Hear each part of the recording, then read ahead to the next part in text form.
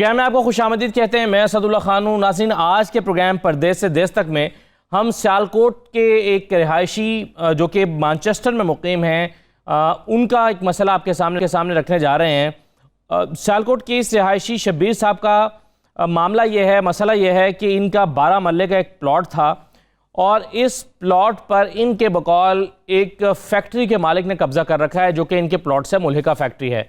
कुछ अर्सा पहले ये कहते हैं कि वहाँ पर गए, कुछ साल पहले इन्होंने देखा कि वहाँ पर कुछ लोग कुर्सियाँ रख के बैठे हुए हैं, तो इन्होंने कहा कि आप यहाँ पर क्यों बैठे हैं। उन्होंने कहा कि आप ये प्लॉट आपका है, आप हमें फ़रोख्त कर दें। शब्बीर साहब ने कहा कि ये प्लॉट हम फ़रोख्त नहीं करना चाहते, अभी हमारा इसको फ़रोख्त करने का कोई इरादा नहीं है। उनके बकौल ये कहकर वो वापस चले गए, लेकिन अब दोबारा आए तो वहाँ बाड़ लगा दी गई थी और एक बाकायदा कब्ज़ा कर लिया गया था। अब इस कब्ज़े को छुड़वाने के लिए शब्बीर अहमद साहब मुसलसल कोशिश कर रहे हैं, लेकिन ताहाल इन्हें कामयाबी हासिल नहीं हुई। आज के इस प्रोग्राम में शब्बीर अहमद साहब हमारे साथ मौजूद होंगे, आगा यूसुफ साहब मौजूद होंगे जो DIG ओवरसीज़ कमीशन पंजाब हैं, हमारे साथ हामिद काल मौजूद हैं जो कि नुमाइंदे हैं 92 न्यूज़ के सियालकोट में, और इसके साथ साथ माहिरीन कानून को भी हम लेंगे। राशिद लोधी साहब हमारे साथ मौजूद होंगे। हम कोशिश करेंगे कि जिस शख्स पर इल्ज़ाम है कि उन्होंने कब्ज़ा कर रखा है इस प्लॉट पर, कलीम बोंगा वाला, उनसे भी हम रब्ता करें, उनका मौके भी प्रोग्राम में लें। सबसे पहले मैं जाऊंगा अपने नुमाइंदे हामिद कालू के पास और उनसे जानेंगे कि उनकी इन्वेस्टिगेशन के मुताबिक उन्होंने जो अब तक इस स्टोरी पे काम किया है वो क्या कहते हैं। हामिद कालू साहब, ये बताइए कि आपने ज़ाहिर है दोनों पार्टीज़ का मौक़िफ़ लिया, प्लॉट भी आपने जाके देखा, इसके साथ मुल्हिका ग्लव्स बनाने वाली एक फैक्ट्री भी है, ये जो लोग इस पर काबिज हैं उनका कहना क्या है और क्या इसका हुदूद अरबा है इस प्लॉट का, क्या आपके पास अब तक मालूमात इकट्ठी हो पाई हैं? जी, ये जो प्लाट है इसके बारे में जो मेरी इन्वेस्टिगेशन है, मैंने वहाँ के जो मकामी लोग हैं उनसे भी मैंने बात की है, अपने तौर पे भी मैंने चेक किया है, महकमा माल से भी मैंने चेक करवाया है। इसका जो मालिक बनता है, मालिक तो इसका शबीर ही है, लेकिन ये जो कलीम बोंगा वाले हैं इनका किसी एक फर्द से तो इस तरह का कोई फड्डा नहीं है। मैंने आज जैसे मेरी मुलाकात हुई है, ऑफ द रिकॉर्ड इन्होंने मेरे साथ बात की है कि जी मेरा तो अमजद के साथ फड्डा है प्लॉट का, तो जाहिर सी बात है अमजद फिर एक दूसरा शख्स है जो किसी और शख्स के साथ भी इसका प्लॉट का इनका फड्डा है। तो उन्होंने कहा जी कि मुझे मैं रिकॉर्डिंग तो नहीं हुई इस बात की, लेकिन उन्होंने ये मुझे वाज़ेह तौर पे बताया कि उस सिलसिला में मैंने AC साहब को कॉल करवाई थी, AC सियालकोट को कॉल करवाई थी मैंने ख्वाजा मोहम्मद आसिफ साहब की, तो इसके बाद वो मसला तो सॉल्व हो गया था। और आते हैं अब इस प्लॉट की तरफ। ये जो शबीर है, शबीर की जैसे ही मैंने इनको तस्वीर दिखाई है तो इन्होंने कहा यार ये तो पागल शख्स है, ये कभी मेरे जो पीछे वाली जो फैक्ट्री कभी उसको आता है जब आउट कंट्री होता है, ये जब आता है तो कहता है ये कभी ये मेरी फैक्ट्री वाली जो जगह है ये मेरा प्लॉट है, कभी मुझे कहता है। जबकि जो मेरी इन्वेस्टिगेशन है उसके मुताबिक जो इसकी कलीम बोंगा वाले की जो फैक्ट्री है उसके जो बिल्कुल सामने प्लॉट है, ये प्लॉट शबीर का ही है। लेकिन ये लोग क्योंकि बासर हैं, तो जिस बंदे की जाहिर सी बात है ख्वाजा आसफ जैसे जो लोग हैं उनसे डायरेक्ट उनका राब्ता है, और इसके बकौल के मैं अगर कोई इस तरह का कोई मसला होता है तो मैं इसी को भी कॉल करवा लेता हूँ, तो ये बड़े आराम से तो इन्हें प्लाट देने वाले नहीं है। बहरहाल मालिक जो है वो शबीर ही हैं। अच्छा, आपके ख्याल में मालिक शबीर ही हैं, तो ये अमजद कौन है जिसका आपने जिक्र किया अभी? जी, ये अमजद कोई दूसरा शख्स है। इससे पहले तो पता नहीं था कि शबीर जो है, शबीर नामी जो शख्स है उसके लिए हम इसकी रिकॉर्डिंग करना चाहते हैं या इसका वर्जन लेना चाहते हैं। इसने तो अपने तौर पे ये खुद एक अमजद है कौन वैसे? अमजद है कौन? ये क्या शबीर, ये अमजद साहब जो है ये कोई शबीर साहब के रिश्तेदार हैं या कौन है? नहीं, ये शबीर साहब के रिश्तेदार नहीं है। अमजद साहब कोई और साहब है, कोई सियालकोट से इनका भी ताल्लुक है, लेकिन इनका ये कहना है कि वो जगह हमारी है, मेरे पास चेक है फलां, इन्होंने मेरे साथ कारोबार किया था, मैंने इनसे चेक लिया था और वो प्लाट जो है उस सिलसिले में मैंने ये प्लाट रखा हुआ है। और ये दूसरा प्लाट है, ये जो शबीर साहब वाला प्लाट है ये वो नहीं है। अच्छा, चलें आप ज़रा मेरे साथ ही रहिएगा। शब्बीर अहमद साहब भी मेरे साथ मौजूद है मैनचेस्टर से, और यूसुफ साहब मौजूद हैं DIG ओवरसीज़ कमीशन पंजाब। आगा यूसुफ साहब, आप तक ये दरख्वास्त पहुंची है शब्बीर साहब की कि इनके प्लॉट पर कब्जा हो गया है और इनका कब्जा वागुजार कराया जाए? आपके इल्म में ये मामला आ चुका है ऑफिशियली?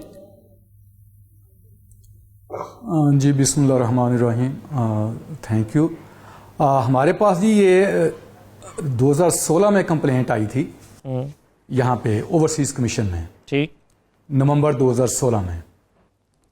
और हमारा प्रोसीजर ये होता है कि जब भी कोई ओवरसीज कंप्लेनेंट अपनी कंप्लेंट करता है तो कुछ प्री रेक्विजिट्स होती हैं उस कंप्लेंट को एंटरटेन करने के लिए, ताकि सिर्फ ओवरसीज को ही एंटरटेन किया जा सके और इस फोरम को मिस यूज ना कोई कर सके। तो उसमें कुछ डॉक्यूमेंट्स होते हैं जो बेसिक डॉक्यूमेंट्स होते हैं जो आइडेंटिटी को शो करते हैं कि ये बंदा ओवरसीज है, ठीक, तो वो देने होते हैं। तो इनकी जो जैसे ही कंप्लेंट आई उसी वक्त इनके पोर्टल के ऊपर कमेंट्स डाले गए कि आपको ये कंप्लेंट्स आई है, तो इसके साथ ये डॉक्यूमेंट्स अटैच्ड नहीं है, तो बराह मेहरबानी आप अपने ये डॉक्यूमेंट्स अटैच करें। ठीक। उसके बाद फिर 3 दिन के बाद इनको बकायदा टेलीफोनिकली भी इनसे कांटेक्ट किया गया, ठीक, और लकीली इनके साथ राब्ता भी हमारे जो डिप्टी डायरेक्टर हैं प्रोसिक्यूटर्स उनका हुआ telephonically. He was in Sialkot then.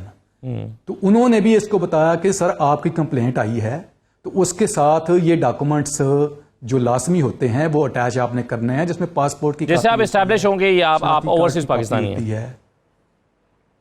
Ji exactly. तो इनको टेलीफोनिकली भी इन्फॉर्म किया गया कि within a week kindly आप अपने ये डॉक्यूमेंट्स हमें फौरी तौर पर वहां से भिजवा दें, चाहे वो बाई डाक भिजवा दें या साथ अटैच कर दें, स्कैन करके उसके साथ लोग लगा देते हैं। तो फिर वो डॉक्यूमेंट उन्होंने जमा करवा दिए। अनफॉर्चुनेटली इन्होंने वो डॉक्यूमेंट्स उन्होंने नहीं करवाए आज तक। तो उसके बाद फिर जो हमारे जो डीजी साहब हैं, क्योंकि ये पुलिस के मुतलका डायरेक्टली कंप्लेंट नहीं थी, ये रेवेन्यू वाले इसको डील कर रहे थे, तो उन्होंने फिर ये कहकर बकायदा कमेंट्स डाले कि जी आपसे कांटेक्ट किया गया है, बार बार आपसे रिक्वेस्ट की गई है कि आप अपने रेलिवेंट डॉक्यूमेंट साथ अटैच करें। चूंकि आप अटैच नहीं कर रहे, लिहाजा हम आपकी टेम्परेरीली इस एप्लीकेशन को या कंप्लेंट को हम क्लोज कर रहे हैं जब तक आप ये डॉक्यूमेंट्स अटैच नहीं करते उस वक्त तक। ठीक, इसका मतलब है कि इस इदारे की तरफ से बवजूह और उसकी वजह खुद जो है वो शबीर साहब ही हैं आपके बकौल, इस इदारे की तरफ से इस पर कोई काम नहीं हो सका। इस अदारे ने चूंकि फौरी तौर पर इनसे कांटेक्ट किया, ठीक है, बिल्कुल सही है, भी डाले पोर्टल लेकिन पे, वो आप कह रहे हैं आपकी रिक्वायरमेंट पूरी नहीं हुई तो उस पर काम नहीं होगा, लेकिन इनकी तरफ से रिस्पांस नहीं आया। ठीक है जी, सही है। लेकिन आगा साहब मैं आपसे ये जरूर जानना चाहूंगा, एक ब्रेक अभी मुझे लेनी है और फिर शबीर साहब का मौक़िफ़ हम लेंगे और आप भी सुनिएगा उसको। उसके बाद हम आपसे ये जरूर राय लेंगे कि इस पर हो क्या सकता है। अगर वो डॉक्यूमेंट आज अपने सबमिट करते हैं जो रिक्वायर्ड हैं आपको, तो आप इस पर क्या कर सकते हैं, कितनी जल्दी एक्शन हो सकता है, आपके ख्याल में इसका कोर्स ऑफ एक्शन क्या है, ये आपसे हम जानेंगे और उस पर कानूनी राय भी लेंगे। एक मुख्तसर ब्रेक लेते हैं नाज़रीन, ब्रेक के बाद।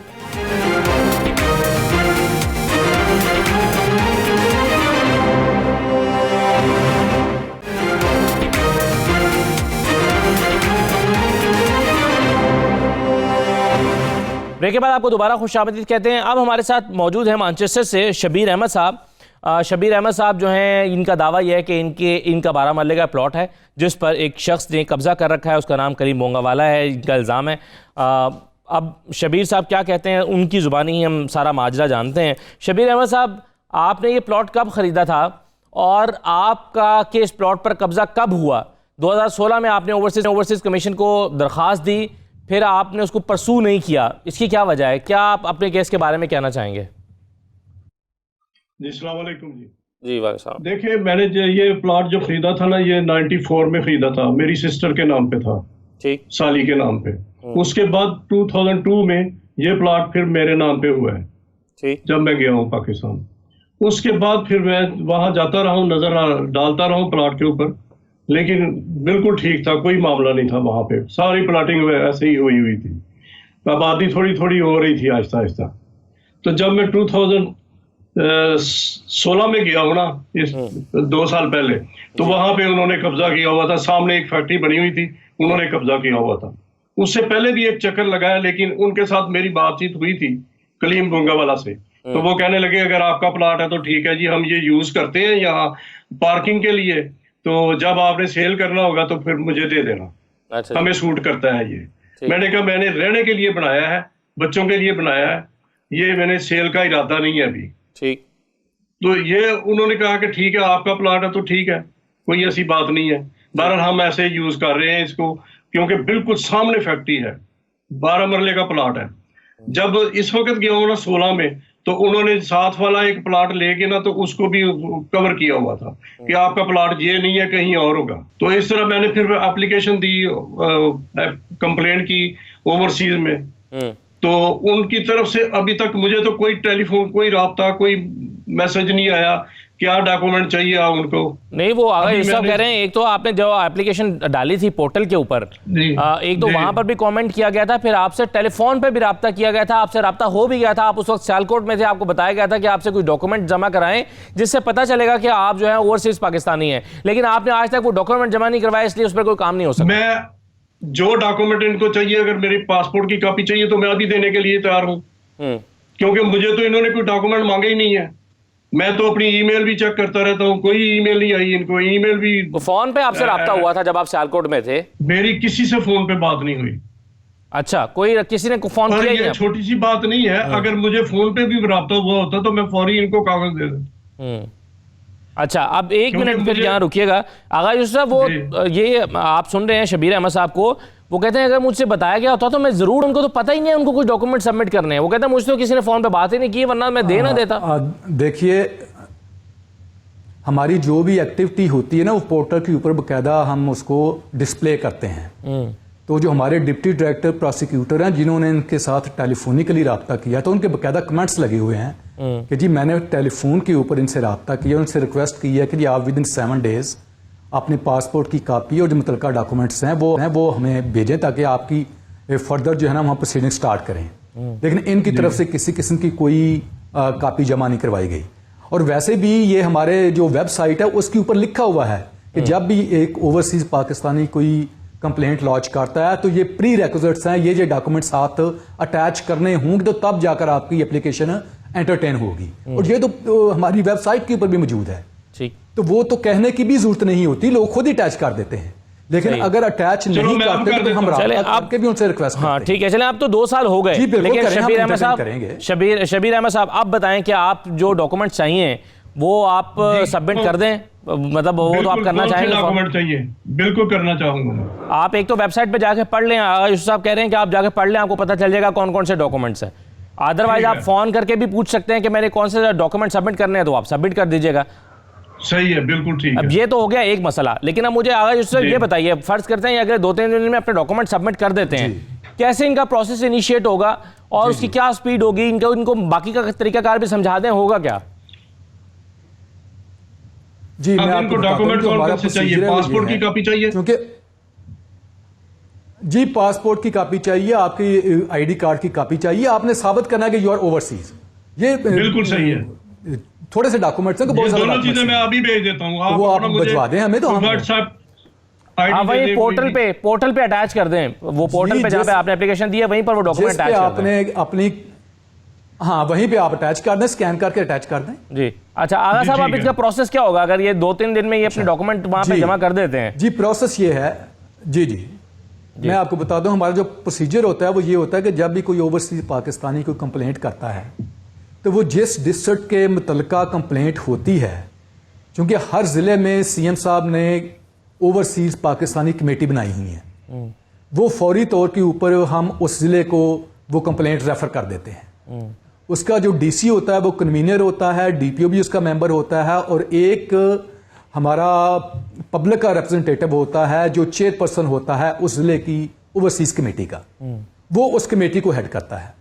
तो वहाँ तमाम मुतलका डिपार्टमेंट्स जो होते हैं, जो कंसर्न्ड डिपार्टमेंट्स होते हैं, वो उसके मेंबर्स होते हैं। ठीक। तो जब भी कोई कंप्लेंट आती है हम मुतलका डीओपीसी में भेज देते हैं जो डिस्ट्रिक्ट की होती है। तो वहाँ पे दोनों फ्री कैन को बुलाया जाता है, जितने भी स्टेक होल्डर्स होते हैं उनको बकायदा बुलाया जाता है, और पूरी कमेटी जो है हर एक का मौक़िफ़ सुनती है। वो एविडेंस जो होता है वो सामने रखा जाता है, और फिर अकॉर्डिंग टू लॉ जो है वो उस कंप्लेंट को एंटरटेन किया जाता है। अगर मैटर सब जुडिस टू कोर्ट नहीं होता तो कोशिश यही होती है कि जितनी भी जल्दी हो सके उस कमेटी में पहली या दूसरी मीटिंग में हमारी कोशिश ये होती है कि उस मसले को रिजॉल्व किया जा सके वहाँ। सही सही है। अच्छा ये बताएं कि शबीर साहब, ये एक अमजद नामी शख्स का नाम आया, अभी हमारे जो नुमाइंदे हैं हामिद कोलू साहब वो भी बता रहे थे कि जब हमने रब्ता किया कलीम बोंगावाला से, उन्होंने कहा कि मेरा तो डिस्प्यूट अगर है तो वो किसी अमजद नामी आदमी से है। तो ये अमजद कौन है? मैं तो नहीं जानता किसी अमजद को।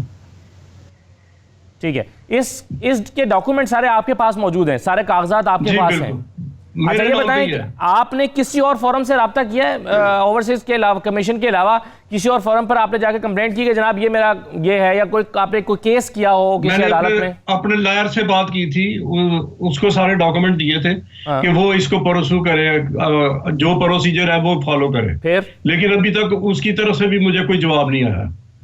मैं कांटेक्ट में रहता हूँ लेकिन वो कोई आंसर सही नहीं दे रहा। वो कह रहा है यहाँ पे प्रोसीजर सारे स्लो हैं, छुट्टियां आ गई, ये हो गया वो हो गया, बस इस तरह टाल मटोल कर रहे हैं। तो ये कब से आपके वकील आपको टाल रहे हैं? यही कोई 16 के बाद के एप्लीकेशन के तो बाद। आपने सर 2 साल में कोई वकील ही चेंज कर लिया होता अगर आपके वकील 2 साल में आपके साथ ही रंगबाजी कर रहे हैं, तो मतलब आपके बकौल वो तो फिर करना पड़ेगा। अच्छा चलें, अब मुझे मेरे साथ राशिद लोधी साहब हैं। हम शबीर साहब को जी आगा साहब। जी शबीर साहब को हम यकीन दिलाते हैं कि अगर ये अपने डॉक्यूमेंट्स साथ अटैच कर देते हैं जी तो वी विल ट्राई और बेस्ट के इनका जल्दी से जल्दी इस मसले को हल किया। कानूनी मामला आप खुद फराहम करेंगे, इनको खुद वकील करने की जो प्लॉट नहीं वकील तो ये खुद करेंगे ना। अगर मैटर सब जुडिस कोर्ट है तो वो वकील तो हमारे पास कोई ऐसी वो चीज नहीं है कि हम वकील तो उनको करना पड़ेगा अगर मैटर कोर्ट में वो चल रहा है तो अभी तक तो नहीं चल रहा। जब सब जुडिस कोर्ट होता है तो फिर उसमें आपको भी पता है कि हम इंटरफेयर नहीं कर सकते। अच्छा आप कुछ कहना चाह रहे थे? इनसे मैं ये पूछना चाहूंगा कि जब इन्होंने मैं ये पूछना चाहूंगा कि जब इन्होंने प्लाट लिया था तो क्या इन्होंने उसकी कोई बाउंड्री की थी या इनके कब्जे में प्लाट आया था, इन्होंने कोई निशानदेही अपने प्लाट की थी जी कि ये इनका प्लाट है? तो बंदे कुछ दीवार कर देते हैं, कोई दीवार तो नहीं की थी लेकिन मैंने वहां पे निशानदेही ली थी। वो छोटी छोटी जो जिसको कहते हैं ना बुतियां लगाई हुई थी। मेरे जो एजेंट था ना जिसने दिया था वो कहता कि आप निशानदेही सिर्फ बुतियां लगा लो, दीवारें करने की भी जरूरत नहीं है, तो उसने बुतियां लगवा दी थी, बुर्जियां लगा दें। ठीक है सही है। शबीर साहब जब आपकी ये डॉक्यूमेंट्स पूरे हो जाएंगे ना तो हम आपकी डीओपी से में भेज देंगे। इंशाल्लाह वो तमाम लोग जो हैं जो मुतलका होंगे उनको वहां पे बुलाया जाएगा और इंशाल्लाह मेरिट के ऊपर इस मसले को जल्दी से जल्दी हल किया जाएगा। ठीक है जी ठीक है, थैंक यू। इस पर एक कानूनी राय भी लेंगे हम राशिद लोधी साहब से जो कि माहिर कानून है, उनसे भी हम बात करेंगे, लेकिन एक मुख्तसर ब्रेक लेना है प्रोग्राम में। ब्रेक के बाद वापस आते हैं तो इस पर मजीद बात करते हैं।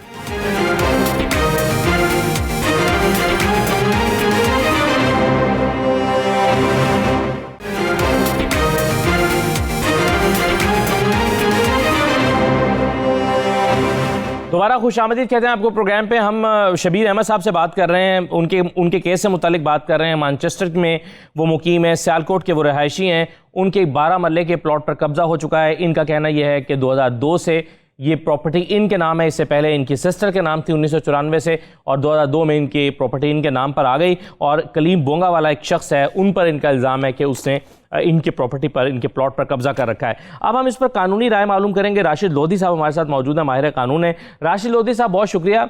ये बड़ा सीधा साधा सा केस बज़ाहिर लग रहा है कि जिसमें शबीर अहमद साहब ये कहते हैं कि इनका प्लॉट था, ये जब कुछ अर्सा पहले वहाँ पर गए तो वहाँ पर कुछ गाड़ियाँ खड़ी हुई थी, तो जो फैक्ट्री के मालिकान थे उन्होंने कहा कि हम इसको ऐसी पार्किंग के लिए इस्तेमाल कर रहे हैं, आपने अगर बेचना हो तो हमें बेच दीजिएगा, पहले आप हमसे पूछिएगा, हमारी ज़रूरत का ये प्लॉट होगा। इन्होंने कहा कि मैं बेचने का इरादा नहीं रखता। जब अगली मरतबा गए तो वहाँ पर कब्जा हो चुका था, बाड़ लगाकर उन्होंने वहाँ पर अपनी एक्टिविटीज स्टार्ट कर दी हुई थी, और अब वो कहते हैं भाग जाओ, हम इसके मालिक हैं, जबकि उनके पास कोई इसका कानूनी सबूत मौजूद नहीं है, जबकि सारे जो डॉक्यूमेंट्स हैं वो शबीर अहमद साहब के पास मौजूद हैं। तो सर ये तो सीधा साधा केस नहीं है, इस पर अगर ये कोर्ट में चला जाए मामला तो शायद अब तक ये मसला हल हो चुका होता। 2016 से चल रहा है। बिस्मिल्लाहिर्रहमानिर्रहीम। असद साहब, गुजारिश ये है कि ओवरसीज के कई केसेस जो सामने आते हैं उसको देखने के बाद एक तो इनके पास पूरी इंफॉर्मेशन नहीं होती है। जो प्रॉपर्टीज ये पाकिस्तान के अंदर खरीदते हैं बड़ी मेहनत की इनकी कमाई होती है, और ये ओवरसीज पाकिस्तान की मईशत है उसके ऊपर बहुत बड़ा सपोर्ट है, और हम अप्रिशिएट भी करते हैं कि बैरून मुल्क में रह के पाकिस्तान के साथ इनकी जो मोहब्बत है, और फिर आखिरकार ये यहीं सेटल होने का भी सोचते हैं, प्रॉपर्टीज बनाते हैं, लेकिन वहाँ ये लोगों के ऊपर ट्रस्ट करते हैं और जो बात कोई कह देता है उसके ऊपर एतबार कर लेते हैं। इसकी वजह से फिर बाद अज़ां इनको बहुत सी मुश्किलात दरपेश होती हैं और उसका सामना करना पड़ता है। इस केस के अंदर भी जो मामला है वो बिल्कुल इनकी नेग्लिजेंस जो है वो नजर आ रही है कि इतनी देर से अगर इनका प्लाट पड़ा हुआ था इसके ऊपर उन्होंने कोई उसकी वो नहीं की है। अब मामला अगर अदालत के अंदर है और 2 साल से जो मैं सुन रहा था कि 2 साल से वकला भी इन्होंने किए हुए हैं और कोर्ट के अंदर भी इनका मामला है। जैसे ये ओवरसीज फाउंडेशन में गए हैं, आज तक प्रॉपर डॉक्यूमेंटेशन के साथ अपनी एप्लीकेशन ही सबमिट नहीं कर सके हैं। अब भी वक्त है, अब भी अगर प्रॉपर कोर्ट के अंदर जो है इस मामले को प्लीड करते हैं और अपना परसू करते हैं तो यकीनी तौर पर इनका हक है, इनको मिलके रहेगा, ऐसी कोई बात नहीं अच्छा है। राशिद साहब, ये कि दो हिस्सों में अगर हम इनकी आप अपनी परफॉर्मेंस को देखें, आप नेग्लिजेंस का चूंकि आपने जिक्र किया, 2016 के बाद से अभी तक इसको प्रॉपर्ली परसू नहीं कर सके तो चले हम कहते हैं कि इन्होंने प्रॉपर्ली काम नहीं किया, लेकिन आप ये कहते हैं कि इतने अरसे से प्लॉट पड़ा हुआ था, उन्होंने उस पर कोई एक्टिविटी नहीं की, तो ये तो लीगली तो बाउंड नहीं थे कि उस पर जरूर तामीर करते, कंस्ट्रक्शन करते या उसको बाउंड्री वॉल करते, तो कानूनी तौर पर तो अगर ये इन्होंने नहीं भी किया तो उस पर कब्जा तो नहीं होना चाहिए था, तो इनकी नेग्लिजेंस तो नहीं करार दी जा सकती। वो नहीं है ना, देखिए जो डॉक्यूमेंट्स इनके पास थे, जब इन्होंने खरीदा तो उन्होंने कहा जी मेरे प्रॉपर्टी डीलर ने कह दिया था यहाँ बुत्तियां लगा लो तो ये काफी है। आप जब कोई प्रॉपर्टी खरीदते हैं उसको आपने कवर करना होता है, उसके ऊपर आपका कब्जा शो हो।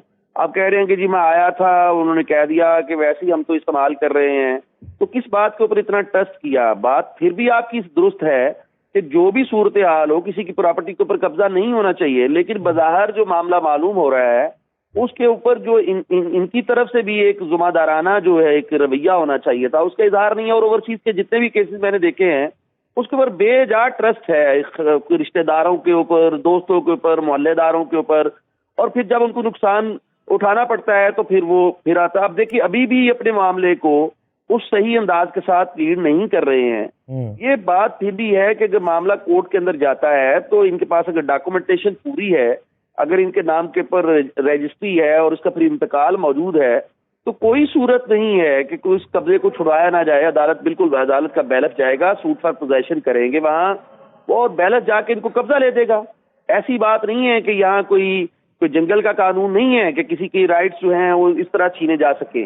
लेकिन हमें भी तो मुश्तरी होशियारबाज का प्रिंसिपल अप्लाई होता है ना, हमें भी तो अपने राइट्स के बारे में आगाही होनी चाहिए। अपनी प्रॉपर्टी जो है उसकी प्रोटेक्शन हमें भी खुद भी तो करना है कि हमारी भी कुछ जिम्मेदारी बनती है कि नहीं बनती है।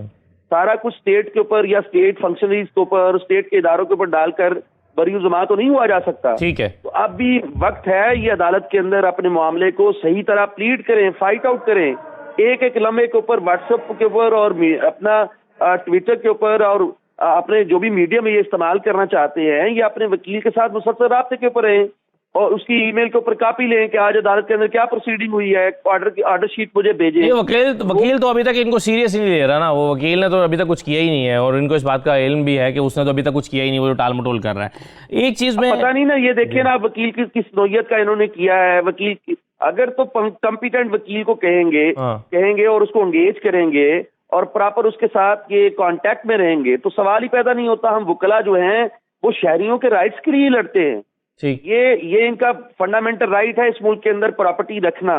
ठीक है, प्रॉपर्टी इनका बुनियादी इंसानी हक है जी, और उसकी प्रोटेक्शन जो है वो स्टेट ने करनी है। और अब अगर किसी तरह से कोई दो अफराद जो हैं उनके दरमियान को प्रॉपर्टी का मामला राइज हो गया है, जहां कोई काबज हो गया है नाजायज तौर पर इनकी प्रॉपर्टी के ऊपर, तो इनको अपने केस को अदालत के अंदर सही मानों में लड़ने की जरूरत है। बिल्कुल ठीक। ये नहीं होता कि कानून के मुनाफी को फैसला हो जाएगा। इनकी प्रॉपर्टी है और इनके डॉक्यूमेंट्स भी मौजूद हैं, इंतकाल मौजूद है, तो किसी और के नाम कर दी जाएगी। अब जैसे इन्होंने अपनी गुफ्तगू के दौरान ये कहा कि उन्होंने कहा ये आपकी ये वाला प्लाट नहीं बनता, फला प्लाट है। अब ये देखें, जब डॉक्यूमेंट्स आपके सामने होते हैं तो उसका खसरा नंबर होता है, उसका खेवट नंबर होता है, तो वो जो 12 मरले का प्लाट है वो किस खेवट का, किस खसरा का है। डिमार्केशन हम क्यों कराते हैं? निशानदेही इसीलिए कराते हैं, इसीलिए उसके ऊपर दीवार कर लेते हैं, हदबंदी कर लेते हैं कि ये पटवारी ने आके प्रॉपर निशानदेही कर दी है, या जिस सोसाइटी के अंदर प्लाट ले रहे हैं तो सोसाइटी ने हमें ये अलाटमेंट इसकी की है, उसका पोजेशन हमें डिलीवर किया है। तो फिर उसके बाद तो कोई कब्जे की सूरत नहीं होती। अगर फिर भी कोई ऐसा मामला है तो ये अदालत के अंदर बहुत जल्द इनको इंसाफ मिलेगा, ऐसी कोई सूरत नहीं है। लेकिन साल से जैसे जिक्र किया जा रहा है कि नहीं है, और ओवरसीज वाले भी कह रहे हैं कि जी हमने किया है, तो उनका भी एक मैकेनिज्म है, उस मैकेनिज्म को वो फॉलो करते हैं कानून के मुताबिक, सही, और अपने पोर्टल के ऊपर हर चीज। बिल्कुल ठीक है, एक मुख्तसर ब्रेक ले लेते हैं प्रोग्राम में, ब्रेक के बाद वापस आते हैं तो इस पर मजीद बात करते हैं। आप हमारे साथ रहिए।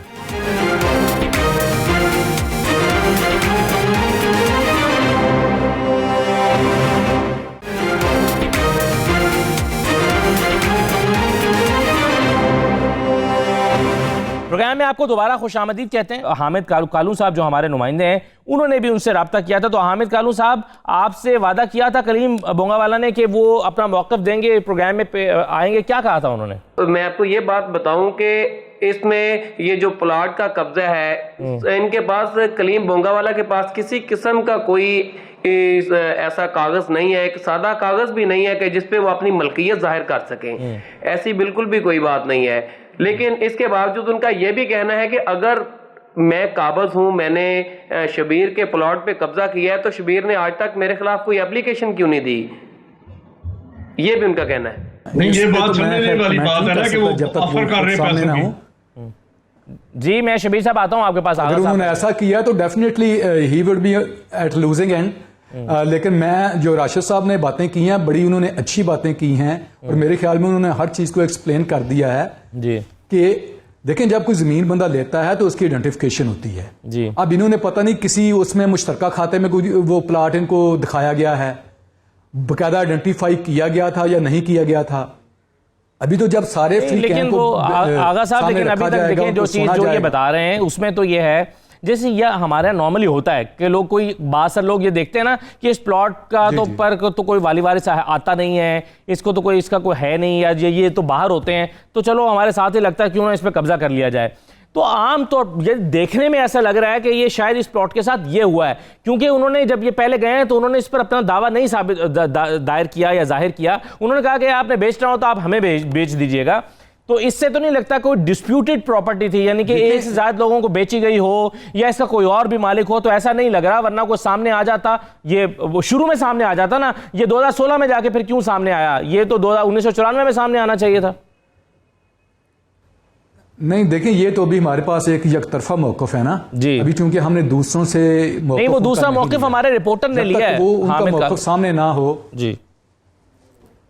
मैं वही बात कर रहा हूं ना कि वो उनके पास क्या डॉक्यूमेंट्स हैं, उनके पास क्या सबूत है, और ये आइडेंटिफिकेशन ऑफ लैंड हुई है कि नहीं हुई। क्योंकि जब तक आइडेंटिफाई नहीं किया जाएगा, जब तक इन्होंने अपना कब्जा वहां पे बकायदा शो नहीं किया होगा, तो उस वक्त तक हम कुछ कह नहीं सकते। नहीं, लेकिन आगा साहब, जब ये इंतकाल होता है किसी जमीन का, किसी शख्स के नाम पर इंतकाल हो जाता है, रजिस्ट्री हो जाती है और उसके बाद फिर इंतकाल हो जाता है, तो उसमें तो फिर कोई शक की गुंजाइश रहती नहीं है ना। फिर तो वो तो वेरीफाई हो गया। अब मैं कोई प्लॉट खरीदूंगा, अगर मैंने उसके डॉक्यूमेंट चेक कर लिए, उसका खसरा खतौनी और वो खेवट नंबर चेक कर लिया और फिर मैंने उस पर रजिस्ट्री करवा ली। मैं आपको ये बताना चाहूंगा कि हमारे साथ कलीम बोंगावाला साहब मौजूद, उनसे जरा हम इस पर मौक़िफ़ लेते हैं। कलीम साहब, ये एक प्लॉट है 12 मरले का, जो शबीर साहब ये कहते हैं कि जी मैं इसका मालिक हूँ, आपने, वो कहते हैं कि जी आपने उस पर कब्जा कर लिया है। शुरू में आप कहते थे कि बेचना हो तो हमें बेच देना, बाद में वो गए तो आपने कब्जा कर लिया। क्या आपका मौक़िफ़ क्या है उस पर? सर, मेरा कोई लेन देन नहीं है जी। साथी मुल लिया था जी, मैं जिन्हों को लिया था मैं मुल लिया था। अच्छा, मैं जिन्हों को लिया था वो भी जूंडे झाकते हैं। इन्हों को अपने डॉक्यूमेंट्स लियान, पटवार में जाके देन, तहसीलदार नूं लखा लियान, इन्होंने निकलेगी तो 80,000। आपने किससे खरीदा ये प्लॉट? मैं फरूक बाट से खरीदा। वो जूंडा झाकता है, सामने है। मैं सारा उसे कोई 20 कनाल का मालिक था। अच्छा, ये कब खरीदा आपने प्लॉट? मैं सारे मैं पता ही जाके इंतकाल पड़ के, मैं बहुत पुराना खरीदा था। अच्छा, नहीं, ये प्लॉट आपने खरीदा तो ये आप किसके नाम है? आपके नाम है ये प्लॉट? ये सारे कुछ मेरे नाम ही है, कुछ भाई के नाम ही है, कुछ सेल भी किए। अच्छा, तो ये कितने का खरीदा था आपने प्लॉट? सारे उदो खरीदे हैं मेरे 5 लाख रुपए का, 50,000 तो मरला। ये कब की बात है? ये कितने, 4 साल 5 साल पुरानी, 10 साल पुरानी?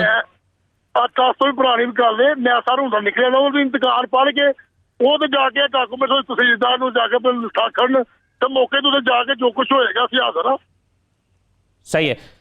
हाँ जी, शबीर साहब, अब आपने सुन लिया उनका मौके। वो कहते हैं मैंने तो खरीदा है, पैसे देकर खरीदा हुआ है किसी फारूक भट्ट नामी आदमी से। नहीं, इन्होंने मेरी गल हो चुकी है, ये झूठ बोलते ने, क्योंकि उस तो बाद भी इन्होंने यही गल हुई सी, कहते सी कागज लेके आओ। तो कागज जो ना कोई झूठ है तो ना कोई कोई दी गल है। उसे लखा लियान है, जिथे निकलती उसे जाके अपनी जगह ले लेना। असं कहते भी क्या कि तुम्हारे सेवा जिथे निकल ले लवो। असं क्यों किसी भाई ना माफी दे, कुछ सरसाई भी खाए तो ना उन्हें मौत दे दे। घर से बड़ी अल्लाह की रहमत है। जी शबीर साहब रहमत होनी ओके ਅਸੀਂ सर ਹੁਣ ਕੀ एक मिनट कलीम साहब एक मिनट नाल रहना जरा जी शबीर साहब जी जी जी शबीर साहब ਜੀ ਮੈਂ ਹੁਣ ਇਹਨਾਂ ਨੂੰ ਕੀ ਕਹਾਂ ਤੇ ਜਾਣੇ ਤੇ ਉੱਥੇ ਜਾ ਕੇ ਤੇ ਗੱਲ ਪੈਂਦੇ ਨੇ ਹੱਥ ਪੈਂਦੇ ਨੇ ਹੱਥੀ ਪੈਣ ਦੀ ਕੋਸ਼ਿਸ਼ ਕਰਦੇ ਨੇ ਕਹਿੰਦੇ ਨੇ ਕਿ ਤੁਹਾਡਾ ਇੱਥੇ ਪਲਾਟ ਹੈ ਹੀ ਨਹੀਂ ਬਿਲਕੁਲ ਹੀ ਆ ਸਾਰਾ ਸਾਡੇ ਭਾਈ ਨੇ ਤਾਂ ਕਿਉਂ ਹੱਸਣਾ ਪ੍ਰਾਪਰਟੀ ਦੇ ਮਾਮਲੇ 'ਚ ਕਿਉਂ ਹੱਸਣਾ ਅਸਾਂ ਮਾਸਟਰ ਵਾਲੀ ਹਲਫਨਾ ਮੁੱਲ ਲਈਦੀ ਹੈ ਉੱਥੇ ਨੱਥਾ ਲਿਆਉਣ ਤਹਿਸੀਲ ਦਾ ਲਿਆਉਣ ਜਿਹਦੇ ਕੋਲ ਇਹਨਾਂ ਲਈ ਉਹਨੂੰ ਬੰਦੇ ਨੂੰ ਬੁਲਾਉਣ अच्छा को नहीं जी अच्छे बंदे मौजूद ने अच्छा कलीम साहब आपने इनको ये कहा था कुछ अर्सा पहले कि जी आपने अगर बेचना हो प्लॉट तो हमें बेच देना या हम खरीद लेंगे कोई सारी ऐसी गल नहीं हुई ये गलत बात कर रहे हैं गलत बात कर रहे हैं हाँ सही है ओके सर अच्छा चले बहुत शुक्रिया जी राशिद साहब अब आप हैं राशिद लोधी साहब देखिए बात ये है असद साहब कि अब वो ये कह रहे हैं कि इन्होंने 20 कनाल जमीन उन्होंने खरीदी थी उस जमीन 20 कनाल में से उन्होंने कई जो है वो फरोख्त कर दी हैं उनकी और उनकी फैमिली के नाम पर थी जी अब वो कौन सी जमीन है जो शबीर साहब ने खरीदी है उस 20 कनाल के अंदर से उस खेवट और उस खसरा नंबर में उस खतौनी में कौन सी कहाँ वो जमीन लाया कर रही है ये डिमार्केशन ये कराएं ये मुतलका रेवेन्यू ऑफिसर को जाके एप्लीकेशन दें या जिस बंदे से खरीदी है उसको लाएं उसको क्या बताएं कि कौन सी जमीन है कहाँ है वो ये सारा मामला जो है यकीनी तौर पर इनकी तरफ से शबीर साहब की तरफ से कोई और ज्यादती मालूम नहीं हो रही है बिल्कुल हक के ऊपर मुझे दिखाई दे रहे हैं और दूसरी जो पार्टी है वो जरूर मुझे बज़ाहिर ये विदाउट डॉक्यूमेंट्स देखे हुए कोई आप वाज़े राय तो नहीं दे सकते हैं लेकिन यह है कि उनकी अगर ज्यादा जमीन थी और वहां कोई डिमार्केशन का इशू है तो इसको इनको अपने जिस बंदे से इन्होंने खरीदी है जो डॉक्यूमेंट्स हैं पहले तो अपने डॉक्यूमेंट्स की जाके वेरासिटी चेक करें ठीक फिर कोर्ट के अंदर कहें कि या रेवेन्यू अथॉरिटी के पास जाएं कि ये मेरी है प्रॉपर्टी ये मैंने फलां साल में खरीदी थी फलां से खरीदी थी और ये मेरे पास एक वैलिड डॉक्यूमेंट्स हैं इसकी निशानदेही के मुताबिक जो है मुझे इसका पोजेशन हैंडओवर किया जाए अब ये बिल्कुल मामला जो है थोड़ा इसमें कंफ्यूज्ड है ठीक है दोनों अतराफ के मौकफ हैं मैं आप मीडिया वाले हैं हम वकला हैं हम कोई राय तो नहीं नहीं दे सकते बिल्कुल सही बात फैसला जो है वो या अदालत ने करना है या रेवेन्यू अथॉरिटी ने करना है ठीक बिल्कुल सही अब सही तरीका क्या है इसका क्या किया जाए हम कैसे कह सकते हैं कि शबीर साहब जो बात कर रहे हैं वो 100% दुरुस्त है और दूसरा बंदा जो कर रहा है वो 100% गलत है ये बात अनटिल अनलेस के ये अप्रूव नहीं हो जाता अदालत में ये प्रूव नहीं हो जाती और ये फैसला अगर मुझे इजाजत दें तो मैं थोड़ा सा ऐड करना चाहूंगा जी मैं 1 मिनट आगा साहब आपसे आखिरी कमेंट लेने से पहले शबीर साहब कुछ पूछना चाह रहे हैं शायद आप जी शबीर साहब कुछ पूछ लीजिए कुछ पूछना चाह रहे हैं मैं ये पूछना चाहता हूँ कि क्या अब मुझे क्या करना चाहिए हाँ। ये आगा साहब को तो मैं डॉक्यूमेंट भेज दूंगा पासपोर्ट और शनाख्ती कार्ड की एक तो आगा साहब अब आप बताइए एक तो ये आपको डॉक्यूमेंट भेजेंगे जो आपको चाहिए जो वेबसाइट पे भी लिखा हुआ है इसको पढ़ लेंगे और फिर आपको जो रिक्वायर्ड डॉक्यूमेंट है भेज के ये एस्टैब्लिश कर देंगे कि मैं ओवरसीज पाकिस्तानी हूं और इनको क्या करना चाहिए सर एक वकील करना चाहिए अच्छा सा जी मैं आपको बताता हूं देखें नहीं अभी वकील करने की मेरे ख्याल में नौबत नहीं है ये जो जब अपने डॉक्यूमेंट्स वगैरह हमें भेज देंगे तो हम मुतलका डीओपीसी में इस मैटर को रेफर कर देंगे ठीक मुतलका डीओपीसी जो होती है उसमें वो सारी रेवेन्यू अथॉरिटी भी मौजूद होती है वो इनके डॉक्यूमेंट्स को चेक करेंगे दोनों पार्टीज को बुला लेंगे या जिनसे इन्होंने परचेज की है वो उनको भी बुलाएंगे जिनसे वो जो दूसरे हैं कलीम साहब जिस तरह वो क्लेम कर रहे हैं कि उन्होंने किसी व्हाट्सएप से परचेज की है वो उनको भी बुला लेंगे इन दोनों के डॉक्यूमेंट्स को वो सामने रखेंगे डॉक्यूमेंट्स के ऊपर जिस तरह राशिद साहब ने बताया था कि खसरा नंबर लिखा होता है खेवट नंबर लिखा होता है वो पूरी आइडेंटिफिकेशन होती है तो मुतलका जो रेवेन्यू ऑफिसर है वो पटवारी जो है वो मौके पे जाकर देखेगा कि इनका प्लाट एग्जैक्टली वो जो 12 मरले हैं वो कहां पे फॉल कर रहा है ठीक तो उसके बाद ही देखा जाएगा कि आया कि इनके प्लाट के ऊपर कब्जा हुआ भी है या नहीं हुआ जी बिल्कुल ठीक है इनके प्लाट के ऊपर कब्जा हुआ ही ना हो और इसका पहला स्टेप ये है आप जो सजेस्ट करें कि ये प्रूव करेंगे ये ओवरसीज पाकिस्तानी और अपने डॉक्यूमेंट सबमिट करें और आप शबीर साहब ये डॉक्यूमेंट जरा जितनी जल्दी मुमकिन हो सके आप कर लीजिएगा सबमिट कर दीजिएगा उसके बाद अगर ओवरसीज कमीशन पाकिस्तान अगर आपसे रब्ता नहीं करता या आपकी हेल्प नहीं करता तो फिर आप हमें जरूर बताइएगा फिर हम इस पर प्रोग्राम करेंगे आगा साहब को दोबारा जहमत देंगे और कहेंगे कि इन्होंने सबमिट कर दिया है अब आप इनके लिए काम क्यों नहीं कर रहे लेकिन मुझे उम्मीद है कि ऐसा नहीं होगा आपका मसला यकीनन हल हो जाएगा आप सब मेहमानों का बहुत शुक्रिया आगा यूसुफ साहब आपका बहुत शुक्रिया। शब्बीर साहब आपका भी बहुत शुक्रिया। राब और हामिद कालू साहब, इस पर अगर कलीम बोंगावाला या कोई भी दूसरी पार्टी इस प्लॉट से या इस कहानी से मुतल्लिक कोई भी फरीक अपना मौक़िफ़ देना चाहता है, जिन लोगों का नाम आया, अमजद साहब का नाम आया, फारूक भट्ट साहब का नाम आया, तो जो भी फरीक अपना मौक़िफ़ देना चाहता है वो हमसे रब्ता कर सकता है। वो हमारे किसी भी प्रोग्राम में मेहमान बन सकता है। हम इस स्टोरी पर दोबारा बात कर सकते हैं। ये आज का प्रोग्राम था, इस पर अपना फीडबैक दीजिएगा। मुझे इजाज़त दीजिए। अल्लाह हाफ़िज़।